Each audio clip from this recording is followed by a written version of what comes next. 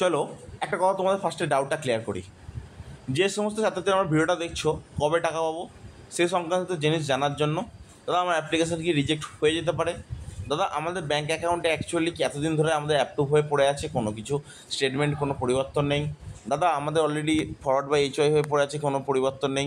দাদা তাহলে আমাদের ব্যাঙ্ক অ্যাকাউন্টে কি সত্যি সত্যি কোনো টাকা ঢুকবে না? তাহলে এই প্রত্যেকটা প্রশ্নের অ্যান্সারগুলো আমি একের পর এক দেবো। আর একটা কথা দাদা, হঠাৎ করে আমাদের অ্যাপ্লিকেশান রিজেক্ট হয়ে যাচ্ছে, দাদা হঠাৎ করে আমাদের ব্যাঙ্কে আইএফসি কোড চেঞ্জ হয়ে গেছে, বা দাদা আমাদের ব্যাঙ্ক অ্যাকাউন্টে সম্পূর্ণরূপে টাকা ঢুকছে কিন্তু ব্যাঙ্ক অ্যাকাউন্ট থেকে চলে যাচ্ছে, এর মেন আসলে রিজনটা কী আছে প্লিজ একটু যদি বলেন তাহলে খুব ভালো হয়। দেখো আমি ফার্স্ট একটু রিজনটা দিই। যে সমস্ত অ্যাপ্লিকেন্ট আছো যাদের হচ্ছে মাইনর অ্যাকাউন্ট আছে অলরেডি, কিন্তু তাদের 50,000 টাকার বেশি ব্যাঙ্ক অ্যাকাউন্টে আছে, যখন এসবিএমসিএম স্কলারশিপের টাকা ব্যাঙ্ক অ্যাকাউন্টে ঢুকছে এবং দেখা যাচ্ছে সেখানে 50,000 টাকার বেশি আছে, তখন ব্যাঙ্ক ম্যানেজার উইথ ব্যাঙ্ক থেকে অটোমেটিকলি সেই টাকাটা অলরেডি রিফান্ড করে দিচ্ছে এসবিএমসিএম পোর্টালে।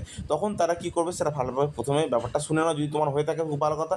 যদি এটা না হয়ে থাকে তাহলে এসবিএমসিএম পোর্টালে সে সমস্ত ছাত্রদের কাছে প্লিজ ভিডিওটা পৌঁছে দিও।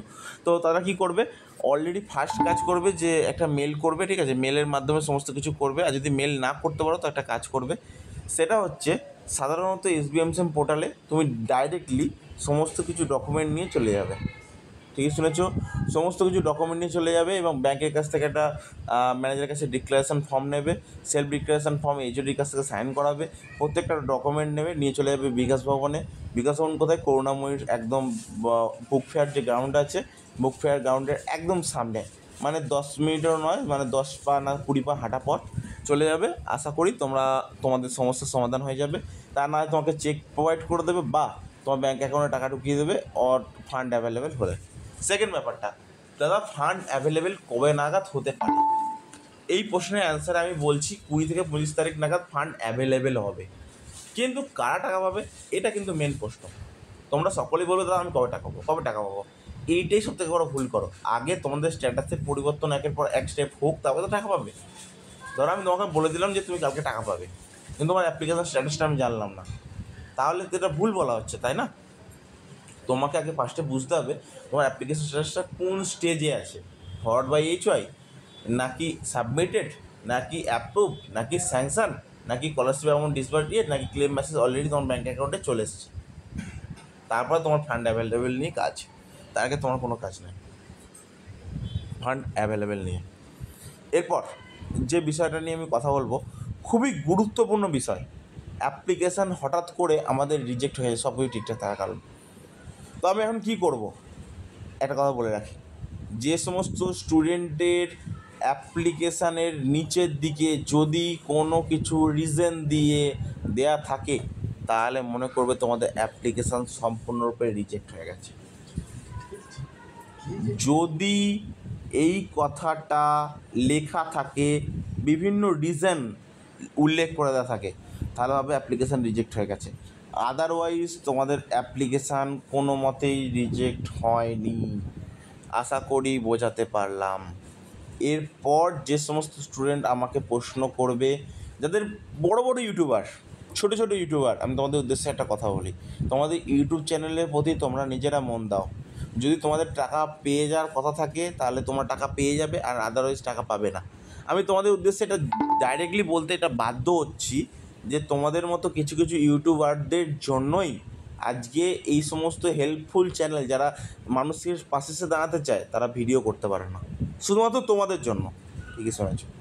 তো আমি বলতে চাইছি, দেখো তোমাদের যদি মনে হয় থাকে, তোমরা তো জানো কবে তোমার ব্যাঙ্ক অ্যাকাউন্টে টাকা ঢুকবে, এটা ফেক ভিডিও, আমি বলে দিচ্ছি এটা ফেক ভিডিও। তোমরা সেই ভিডিও দেখে নাও যেটা রিয়েল ভিডিও করছে, আশা করি সেখান থেকে তোমার সঠিক ইনফরমেশান পেয়ে যাবে। ঠিক বললাম? ঠিক আছে, সেখানে চলে যাও, অসুবিধা কিছু নেই। আমি ফেক ভিডিও বানাই, ঠিক আছে, কোনো সমস্যা নেই। তো এরপর আসা যাক, এরপর যে সমস্ত স্টুডেন্টরা স্কলারশিপ, যেমন ধরো আজকে এই দাদাটা আমাকে বললো দাদা আমার আজকে অ্যাপ্রুভ হয়ে আছে, কবে টাকা পাবো। তো দেখো আজকে অ্যাপ্রুভ হলো, কিন্তু আমি তোমাদের বলেছিলাম সব হয়ে যাবে, আমি আস্তে আস্তে ইনফরমেশান দিয়ে দিচ্ছি, হয়ে যাবে। আরে বাবা, তোমাদের বন্ধুদের হয়ে যাচ্ছে, তুমি অত খোঁজ খবর পাচ্ছ না।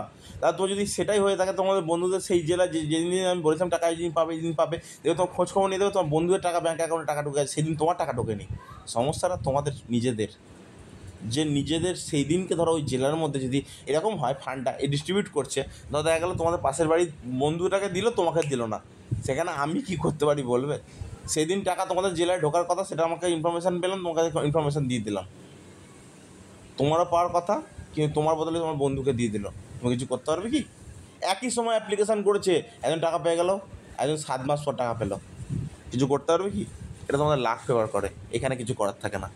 আরেকটা কথা লাস্ট মুহূর্তে বলতে চাই আমি, যে সমস্ত স্টুডেন্টরা রেক্টিফিকেশান অপশান পেয়ে যাবে, তারা কোনো বিন্দু মাত্র ভুল করবে না। যদি ভুল করে থাকো, এই যে দ্বিতীয়বার যে চান্সটা আরেকবার পাবে, সেটা কিন্তু খুব চাপের হয়ে যাবে অ্যাপ্লিকেশান অ্যাপ্রুভ করানোর জন্য।